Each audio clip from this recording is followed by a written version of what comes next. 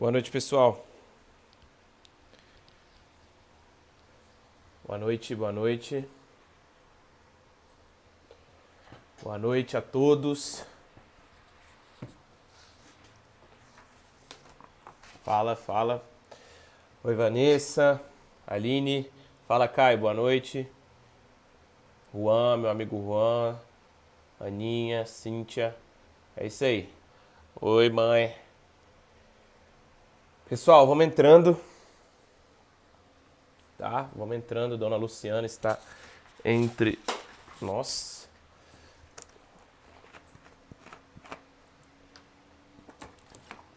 Chegou na hora certa, hein? Ó, pessoal, é o seguinte, tá? Sejam todos bem-vindos. Vamos todos conversar um pouco sobre um tema importante, mas antes de tudo eu quero pedir para vocês enviar essa live aqui, ó, no aviãozinho para duas pessoas que você acha que vão se aproveitar do conteúdo de hoje, tá? O que é ser brasileiro, tá?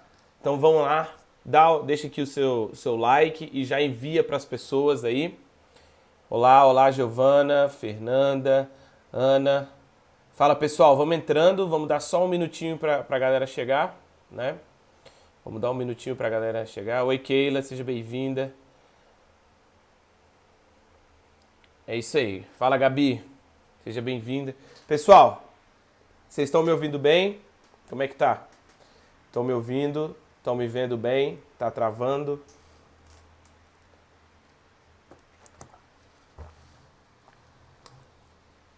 Vão me dando aí o feedback pra gente já começar.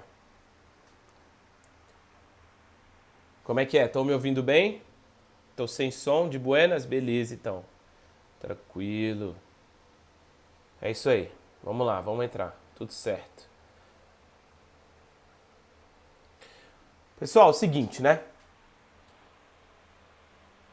O negócio é o seguinte. Como eu falei,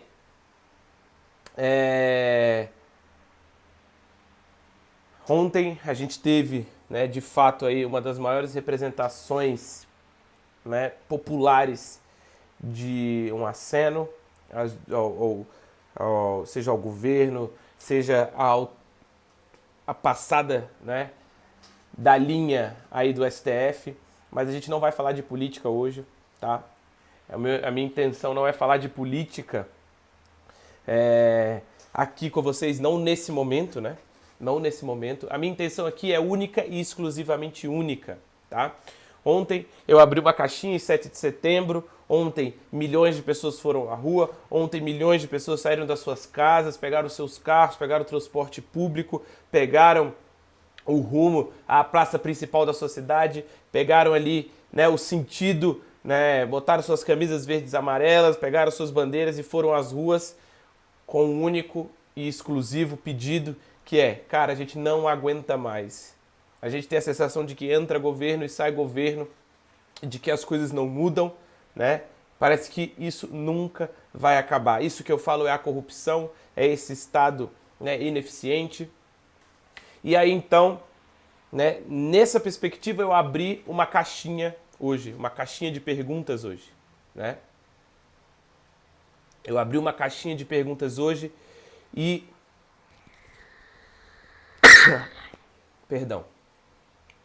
Eu abri uma caixinha de perguntas hoje e eu falei o seguinte, falei, ontem, né, milhões de pessoas saíram de suas casas, né?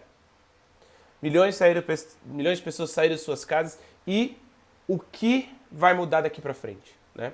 O que vai mudar daqui pra frente? E unanimemente todos responderam nada, nada, né? 100% das pessoas que entraram, que foram lá e que deixaram, eu parei de responder uma hora, né? Parei de responder uma hora porque eu percebi que o buraco é muito mais embaixo. Eu percebi que as pessoas elas não têm parâmetro, as pessoas não percebem o que é ser brasileiro de fato, né? O que acontece? A minha história pessoal ela é uma história de estudo profundo do Brasil, de estudo profundo da política brasileira, de estudo profundo, né, geográfica do Brasil, historiográfica do Brasil, né, da língua portuguesa. Para quem não sabe, eu passei 4 anos, 5 anos da minha vida estudando para o Instituto Rio Branco, né? E lá você tem um estudo profundo do que é realmente o Brasil, né? Quais são as grandezas do Brasil. Então aqui eu falo com uma certa propriedade, que é uma propriedade de quem de fato se debruçou, estudou o Brasil, estudou as suas fronteiras, estudou a sua geografia, estudou as suas riquezas minerais, estudou as suas riquezas hídricas, estudou a sua riqueza cultural, estudou a sua riqueza literária, estudou a sua riqueza biográfica, né? Então, se debruçou por dias e dias, anos e anos. O que é o Brasil? O que é esse lugar onde a gente vive, né? Eu sempre bato na tecla de que a história ela é feita, né? Ela é uma locomotiva, mas que ela é guiada sempre pelo indivíduo, e o Brasil não seria diferente. A gente precisa entender uma coisa, que o conceito de Brasil é um conceito abstrato, né? Não existe Brasil se não existir brasileiros, né? Se não existir brasileiros. Não existe Brasil, pode existir hino, pode existir bandeira, pode existir território, pode existir, né, tudo o que você quiser, mas se não existe povo, se não existe brasileiro, se não existe indivíduos que moram e que cultuam, né? Não no sentido do culto, mas no sentido de criar cultura, né? Se há indivíduos que criam cultura, de nada serve os símbolos externos, de nada serve, né? De nada serve as nossas armas, os nossos rios, os nossos lagos, né? Os nossos hinos. Pessoal, o Brasil é formado por pessoas como eu, como vocês, como cada um de nós. Então eu percebi naquele momento que as pessoas estão desesperançadas, né? Desesperançosas. E principalmente pessoas que têm a minha idade. Pessoas que têm aí entre os 18 e os 30 anos, né? Essa faixa, essa geração é uma geração que se encontra com uma grande dificuldade, né, de se espelhar, porque o ser humano ele se espelha muito ali nos seus ídolos, nas suas referências, nos seus ideais, né? Então, quando milhões de pessoas vão para a rua e uma certa camada, um certo espectro, uma certa geração fala que nada muda, existe aí uma falta de sentido, uma falta, né, de repertório, não por falta de estudo, mas por falta de exatamente de introjetar, né, de colocar para dentro, de decorar. O que significa decorar? É de trazer ao coração do que é o Brasil de fato. Não importam estradas, não importam os portos, não importam os shoppings, não importam as rodovias, nada disso importa. O que importa é se você conhece ou não a história do Brasil, dos brasileiros, e se você sabe que a partir do momento que você percebe isso, a partir do momento que você tem essa perspectiva, é impossível você não se orgulhar de ser brasileiro. É impossível você não se orgulhar da nação que você tenha nascido. É impossível você não se orgulhar dos feitos, dos erros, porque eles mostram o que não fazer, né? Do nosso território, da nossa cultura, da nossa língua, né? Quantos de nós olha para a própria língua e pensa, eu queria falar inglês, eu queria falar francês, né? Falta na gente esse sentimento de pertencimento que aparece quando? Aparece em Copa do Mundo, aparece em eventos esportivos. Por quê? Porque naquele momento fica evidente, fica escancarado ali. Fica escancarado ali o quê? Que existe um sentimento, né? E existe ali algo quase metafísico que formou essa nação, né? Exatamente, jogos de vôlei, né? Geralmente eventos esportivos, quando toca o hino, as pessoas se emocionam, as pessoas ficam realmente ali, né, presas e fixadas e se arrepiam. Por que isso acontece? Porque existem ali indivíduos reais que estão instrumentalizando e que estão materializando aquilo que você sente e que você não vê, né? Que você sente, mas que você não vê. Então, pessoal, o que acontece? Né? Milhões de pessoas foram para a rua e a gente tem uma geração, a gente tem principalmente estudantes que se encontram desesperançosos, né? A Keila fala o seguinte: você tocou num tema muito interessante. O brasileiro é sempre unido nesses eventos, mas quando o objetivo é Brasil, temos essa polarização toda. A polarização é natural, Keila. Tá? A polarização é natural. Existem dois projetos de poderes que são extremamente antagônicos e as pessoas optam por um lado ou pelo outro. Tá? O problema não é a polarização. A polarização, pelo contrário, ela é saudável para a democracia.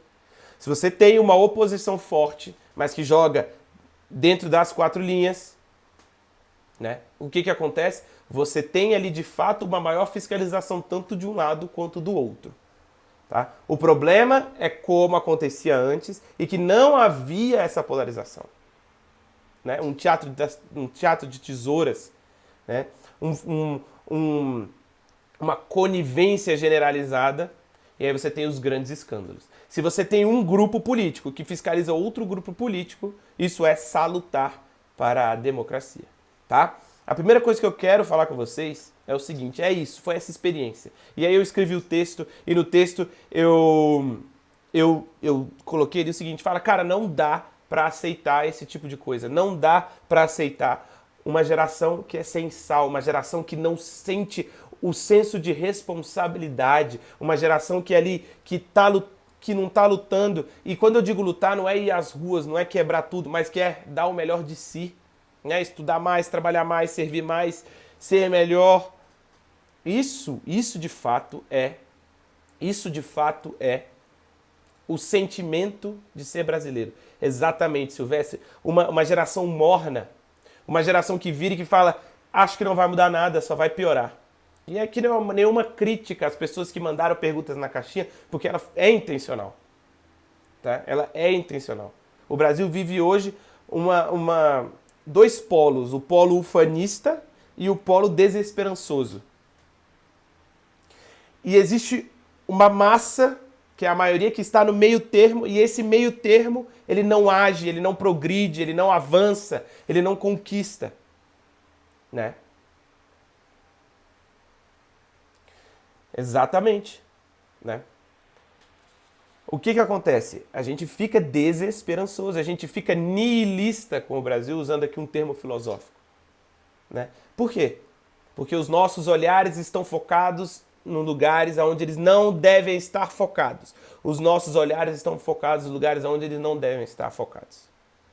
Pessoal, o Brasil, a história do Brasil, a história brasileira, a formação do nosso território, os descobrimentos dos nossos rios, dos nossos lagos, das nossas riquezas, dos nossos minerais, né? A nossa cultura, a nossa poesia, a nossa literatura, tudo isso é Brasil. O nosso olhar hoje, ele vê como representante máximo político, jogador de futebol, funkeiro, o cara da boca, que tem um carro melhor, que tem ali acesso à mulher. Não estou falando de nós aqui, eu estou falando de um panorama geral do Brasil. Né? O nosso olhar ele não está fixo no que importa. Né? A gente acaba se tornando um país de pessoas histéricas. Histéricas no sentido de que elas não mais raciocinam, né, e buscam a verdade, mas elas criam discursos, né? Cria discurso e escutam o próprio discurso, e isso vira uma espiral, isso vira, né, um ciclo vicioso. Isso vira um ciclo vicioso de autoemburrecimento. De autoemburrecimento. Então, o que acontece? O nosso olhar ele tem que estar focado, não é para político, não é para Bolsonaro, para Lula, para nada. A gente precisa estar vigilante quanto a isso. A gente precisa estar vigilante quanto a isso. Mas o nosso olhar ele tem que estar focado em outro aspecto, em outro lugar. No lugar tangível, no lugar real, no lugar que realmente vai mostrar para nós que e o que é o brasileiro. Quem são os brasileiros? Se a gente faz um panorama histórico, né?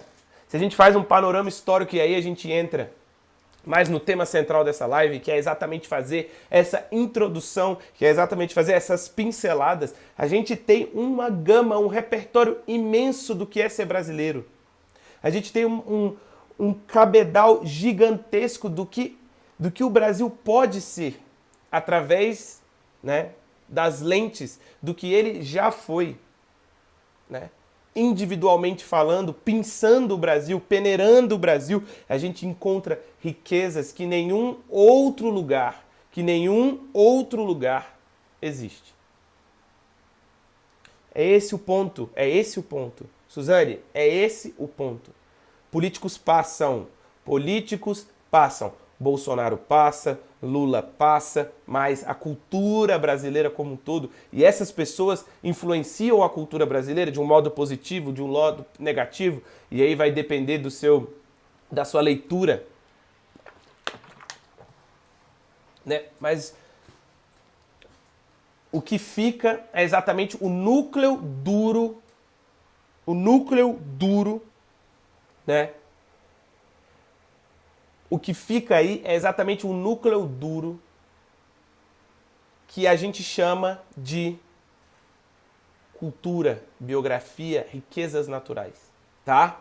E como a gente alcança esse núcleo duro? É com o olhar fixo no que interessa. É com o olhar fixo nas suas responsabilidades, nas minhas responsabilidades. O Brasil se tornou um país de preguiçosos, pessoas preguiçosas, que fazem as coisas pela metade, políticos que fazem coisa pela metade, mandatos pela metade, né? Leis incompletas, pessoas que não cumprem com os seus deveres, pessoas que não cumprem com as suas responsabilidades. Um país de histéricos que acredita naquilo que fala e fala naquilo que escuta. Então você tem ali sempre, né, essa roda gigante do emburrecimento. Vamos fixar o nosso olhar para onde agora? A gente fixa o nosso olhar para a nossa história. Pessoal, independente da sua interpretação historiológica e historiográfica, tá? Independente da sua... Pense,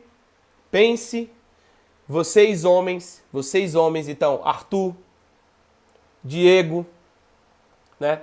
Igor, Caio, Bruno, Gustavo, todos vocês que estão aqui me ouvindo, pensem em vocês chegarem a uma terra que não tem mapa, que ninguém nunca foi, que ninguém nunca voltou. Igor, né? Vocês... E agora pensa comigo aqui. Esquece o chat, esquece aí, né? Esquece aí as distrações, pensa comigo aqui, tá?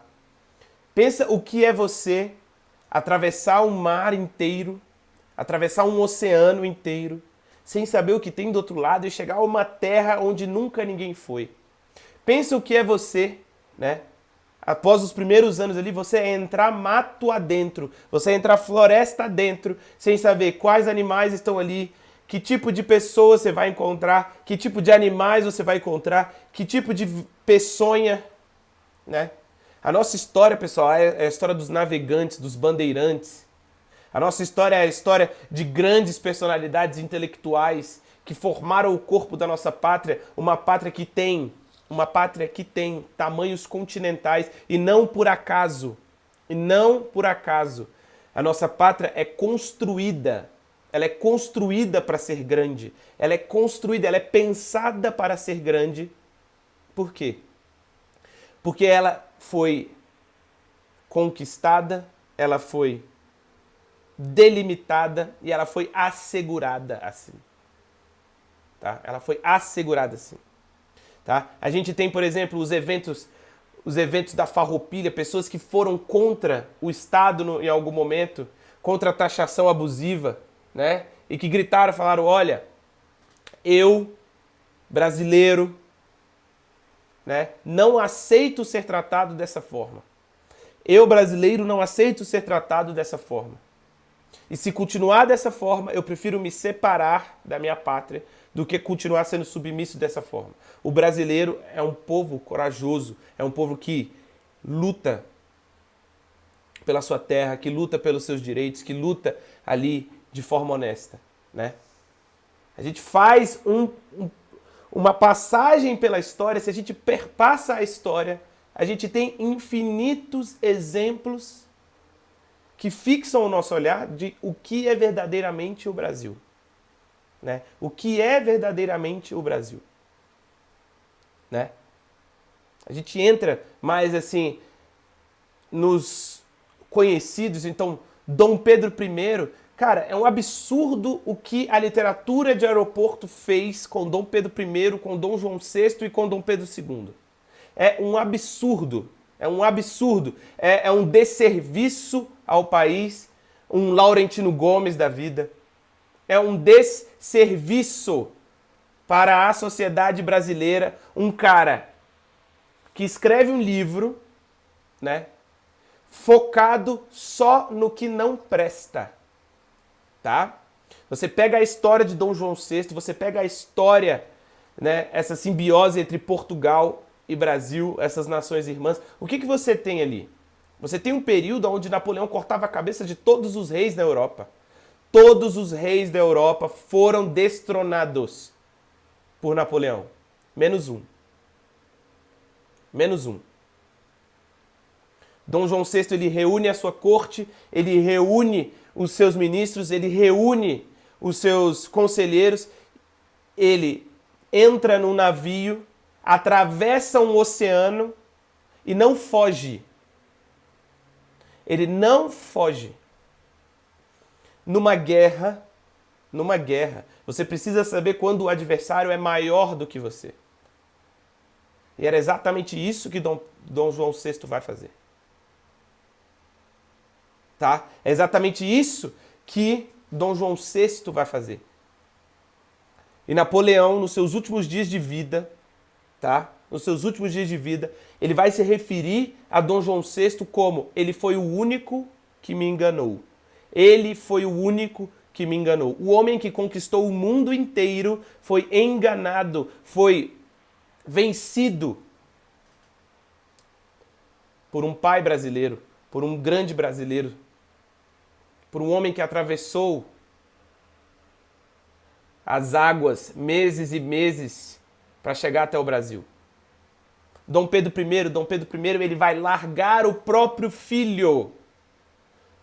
Largar o próprio filho no Brasil, uma criança. Só para vocês terem noção, Dom Pedro II assume o poder, torna-se imperador aos 14. Dom Pedro I vai para Portugal muito antes disso. Uma criança é deixada no Brasil. Imagina a dor de um pai que deixa o seu próprio filho no Brasil porque queria construir uma nação, porque tinha os ideais de uma nação, que tinha a certeza de que o seu filho, no momento certo, estaria pronto. Ah, Pedro, mas nunca me falaram desse jeito. É claro que nunca te falaram. É claro que nunca te falaram. Sabe por que nunca te falaram desse jeito?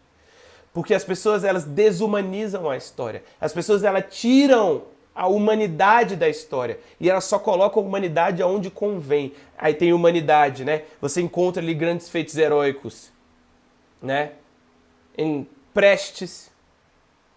Você encontra ali, né, em grandes feitos heróicos em Lenin, em Mao Tse Tung, mas você não encontra essa humanidade que é própria da história. A história é a ciência de pessoas, de seres humanos, quando é para exaltar o país, quando é para exaltar os nossos símbolos, quando é para exaltar a nossa história, a nossa biografia, a nossa geografia. Desumaniza-se propositalmente a história. Para quê? Para que Dom João VI se torne um louco que botava coxinha de frango dentro da camisa. Que Dom Pedro I era não sei o que lá, que fugiu. Que Dom Pedro II era não sei o que. Pessoal, o desembarque da corte portuguesa no Brasil, ele é um dos momentos mais importantes da história deste país. Tá? No contexto do concerto europeu, e quem me acompanha há mais tempo, eu falei exaustivamente disso em alguma live do Volta ao Mundo, né? O concerto europeu, ele vai fazer o quê? Ele vai restituir os tronos às famílias reais, pós-Napoleão. O que Dom João VI vai fazer? Dom João VI pega o Brasil e eleva ao status de reino. Reino do Brasil, Portugal e Algarves.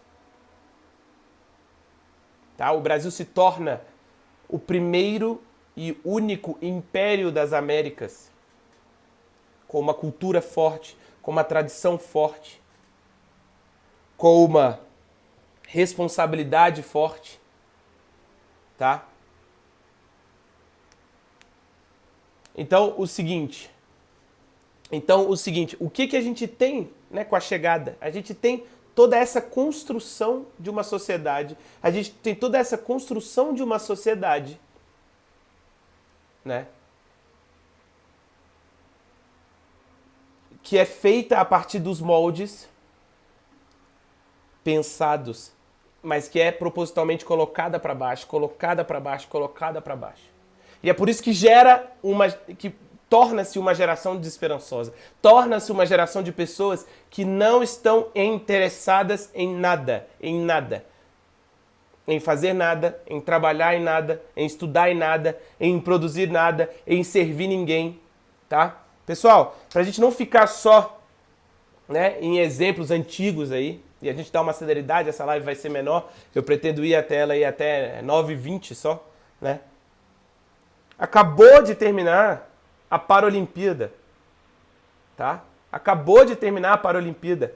Cara, quando você olha para aqueles brasileiros e brasileiras ali, é de arrepiar, cara.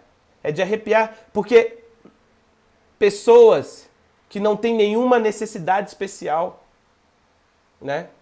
Se fazem de coitada todos os dias e que não dou conta, eu não consigo e tal. E o cara vai lá, o cara não tem uma perna, o cara não tem as duas pernas, o cara não tem um braço, o cara não tem nada. Um brasileiro vai lá e vence, e vence, e vence.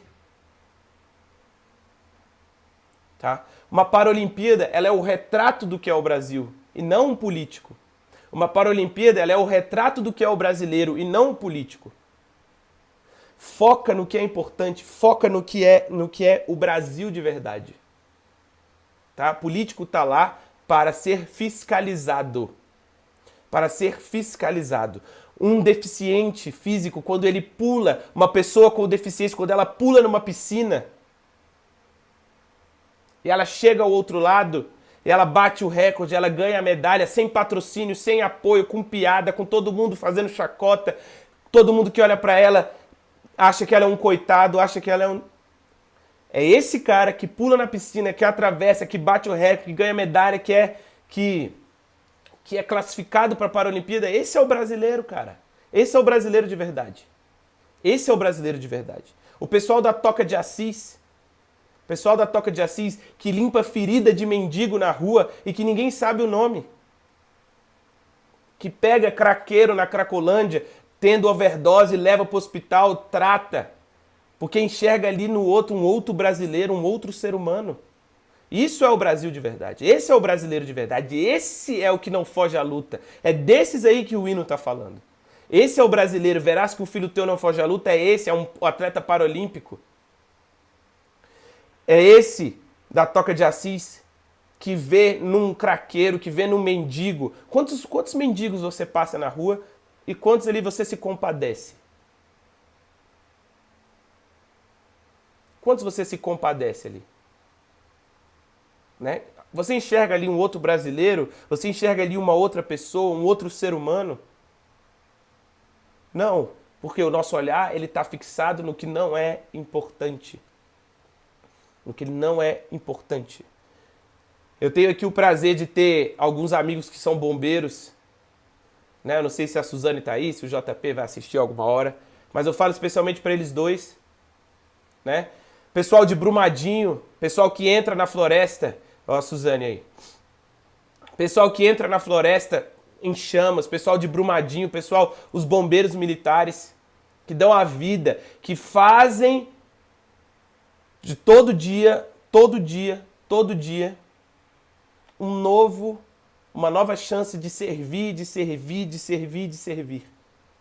Esses são os brasileiros de verdade. E o seu olhar está onde? O seu olhar está fixado no político corrupto, o teu olhar está fixado no político que você não gosta, o seu olhar está fixado no ministro do Supremo que você defende porque ele não gosta do político que você não gosta. O teu olhar está no político e no ministro do Supremo que não respeita a Constituição. Mas você esquece o bombeiro, você esquece o atleta paralímpico, você esquece o pessoal da Toca de Assis, você esquece os enfermeiros que estão lá fazendo plantão um atrás do outro, os médicos estão fazendo plantão um atrás do outro. Para quê? Porque a gente estava numa pandemia com superlotação de UTI. Isso é o brasileiro. É o cara que tem a oportunidade de roubar e não rouba, é o cara que acha teu documento e liga, porra, cara, achei teu documento aqui, vou deixar em tal lugar. E que vira piada, né? Fazer o certo no Brasil vira piada. Vira piada você virar e falar assim, cara, porra, achei um cartão de crédito e tal, porra, que otário, perdeu. Né? Eu falo aqui especificamente agora, eu tive a oportunidade, durante o meu período da faculdade, de estar presente durante aí o TCC da minha irmã, né? A gente foi até uma ONG chama, se eu não me engano, o nome era Renascer, né? E lá tinha um pastor que dedica a sua vida dia e noite a quê? A ex-viciado, a ex-craqueiro, a ex-drogado. Isso é um brasileiro. ONG Resgate. Perfeito, Igor. Isso é um brasileiro. Ah, mas eu não gosto dele porque ele não é da minha religião. Ah, mas eu não gosto dele. Meu irmão, você não faz nada, cara. E o cara tá lá dando a vida dele. É um pastor que tá dando a vida dele por pessoas que a gente não considera seres humanos, velho. Isso é ser brasileiro. Esse é um cara que não foge à luta. Porque ele tem os problemas dele, ele também tem que pagar a conta, ele também tem que ter tudo. E o que ele faz? Ele vai lá e cumpre o chamado dele, cumpre a vocação dele, né? Se a gente tem, portanto, né, esse recheio do Brasil, o Brasil ele é recheado de milhões e milhões e milhões de histórias de sucesso. Milhões de histórias de sucesso. Mas o nosso olhar está fixo em outro lugar. E para não ficar, né, para não ficar só na voz, né, o que eu posso fazer é o seguinte. Eu tenho um certo repertório de história do Brasil, tá? Eu tenho um certo repertório, eu estudei durante praticamente todos os meus anos da faculdade, depois 5 anos. E o que eu vou fazer? Tá? O que eu vou fazer? Eu vou fazer uma série Brasil gratuita aqui no Instagram para vocês. Tá? Eu não tenho mais informações, eu ainda não planejei, mas vai ser gratuita aqui e começa em breve. Então, se você quer que essa live e que todos os próximos conteúdos, que todos os brasileiros de verdade chegue até outras pessoas, eu peço para vocês, 23 pessoas que estão aqui, para todos que estão aqui, tá? Eu peço para que vocês compartilhem essa live no seu perfil e nos seus stories. Compartilhe essa live no seu perfil, nos seus stories. Para quem sabe, quem estava comigo lá no começo, quando eu tinha 12 seguidores, tá? Eu fazia live às 6 da manhã, todo dia. Então, esse é o meu compromisso com vocês. E, de certa forma, se é com vocês, é com alguma parte do Brasil também. Então, é o que eu posso fazer no momento, é o que está ao meu alcance, tá? Eu estou trabalhando direto, mas eu vou colocar mais esse compromisso. Eu vou compartilhar com vocês um pouco do que eu sei sobre o Brasil, tá? Um pouco que eu sei sobre o Brasil, por quê? Porque eu acredito que se você conhece de fato o seu país, é impossível você não se apaixonar por ele. É impossível você não sentir orgulho dele. É impossível você não bater no peito e falar assim, cara, que país foda, esse país é foda. De todos os países do mundo, eu tenho orgulho de ter nascido no Brasil. Então você vai lá, você compartilha e você me marca nos seus stories e bota a hashtag. Tá boa essa, Arthur? Coloca essa aí. Coloca a hashtag Série Brasil. Tá? Eu quero ver quantos de vocês estão compromissados comigo. Tá? Então, eu fico por aqui, 35 minutos de live, tá? Pra gente realmente bater no ponto que é necessário. O nosso olhar, ele não tem que estar em cantor de funk, ele não tem que estar em político, seja político A, seja político B, ele não tem que estar em jogador de futebol. Isso é poeira, isso é espuma do Brasil. Isso é espuma do Brasil. O nosso olhar, ele tem que estar nos brasileiros e brasileiras que servem todo dia ao seu serviço e à sua nação e ao seu propósito. Beleza? Eu conto com vocês. Compartilhem a live mas eu vou mandando informações para vocês durante a semana sobre a Série Brasil. Um abraço, pessoal. Fiquem com Deus, todo mundo, e até qualquer hora. Um abraço.